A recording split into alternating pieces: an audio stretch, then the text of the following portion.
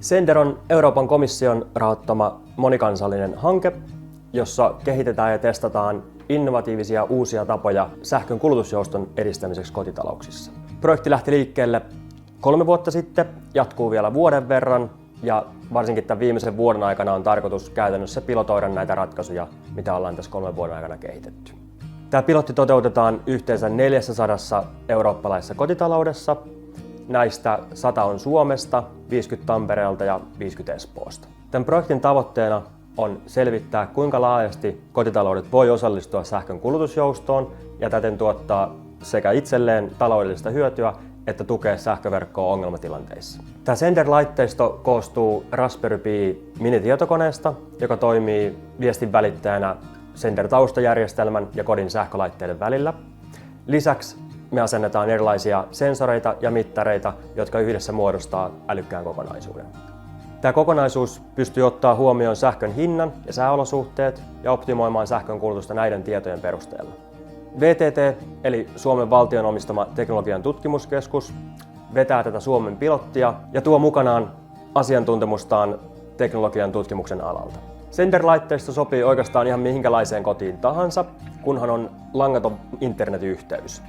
Kaikkein eniten hyötyä tästä saa ne kotitaloudet, kellä on paljon sähkönkulutusta, muun muassa sähköautoa ja sähköinen lämmitys. Reilu vuosi sitten tehtiin kaupat tästä nykyisestä kämpästä, joka on sähkölämmitteinen asunto ja se oli aika lailla sitä pahinta energiakriisiä siihen aikaan, että sähkön hinta oli kovasti kaikkien mielissä ja samalla lailla omassa mielessä. Sitten ystäväni Matin kautta törmäsin sitten tällaiseen VTT:n hankkeeseen, jossa tutkitaan sähkökulutusta kotitalouksissa. Ja se vaikutti mielenkiintoiselta hankkeelta, niin ilmoittauduin siihen mukaan ja onnekseni pääsin tällaiseen mielenkiintoiseen uuteen projektiin. Tosiaan tietysti tässä on nyt tämä aika, mitä ollaan asuttu, niin hyvin tarkkaan tullut seurattua oman huoneiston sähkönkulutusta, mutta nyt sitten odotukset oli tämän projektin myötä, että pääsis tavallaan tarkemmin selvittämään, että miten se sähkönkulutus jakaantuu tässä huoneiston sisällä.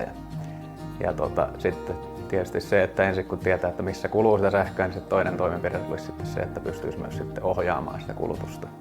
Ja tietysti sitten se, että miten sitä ohjataan, niin saisi pörssisähkön mukaan ohjattua niille halvimmille tunneille. Oltiin aika lailla ensimmäisten joukossa tässä projektissa, keille asennukset tehtiin, mutta ne sujui kuitenkin tosi hyvin, että tietysti siinä vähän hakemista oli, kun ensimmäisten joukossa oltiin, mutta pääsääntöisesti hyvin, että ei mitään suuria muutoksia jouduttu tekemään, että tosi huomaamattomasti nuo laitteet on tuolla. Meille asennettiin mittaukset tuohon sähköpääkeskukseen, eli meillä on nyt mittaus sekä tuolle ilmalämpöpumpulle että sitten makuuhuoneen lattialämmitykselle ja sitten myös koko huoneiston osalta tehty vielä mittaus.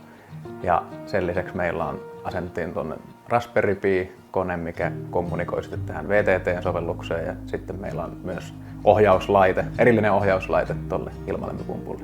Asennusten jälkeen me ollaan erillisen sovelluksen kautta pystytty seuraamaan näiden ilmalämpöpumpun ja sitten lattialämmityksen kulutuksia. Olen ollut kyllä tyytyväinen tähän mennessä projektiin, että ei ole tosiaan mitään ylimääräistä tullut itselle tässä, että lähinnä lisätietoa siitä, että miten nämä meidän laitteistot kuluttaa. Ja se on oikeastaan tullut yllätyksenä, että esimerkiksi kuinka tehokkaasti ilmalämpöpumppu lämmittää, että kuinka vähän se todellisuudessa viekin sitä sähköä. Että se on kyllä hyvinkin energiatehokas lämmitysmuoto. Tulevaisuudessa odotan varsinkin, kun sovellukset kehittyy, että näitä laitteistoja pystyy sitten hyödyntämään sillä lailla, että ne ohjautuu automaattisesti, että käyttäjän ei tarvitse tehdä mitään toimenpiteitä energiatehokkuuden edistämiseksi. Suosittelisin kyllä tällaista projektia muillekin, jos vaan tulee mahdollisuus osallistua. Tämä on ollut itselleen ainakin hyvin vaivatonta ja yhteistyö tässä VTT:n kanssa on ollut sujunut hyvin ja paljon lisätietoa tarjonnut tästä oman huoneiston kulutuksesta tämä projekti. Ja toivottavasti sitten vastaisuudessa tai jatkossa on mahdollisuus myös sitten päästä sitä kulutusta ohjaamaan. Kiitos, että osallistuit tähän lyhyen johdantoon Sender-projektista. Ota seurantaan meidän sosiaalisen median kanavat, jotta voit seurata meidän projektin edistymistä.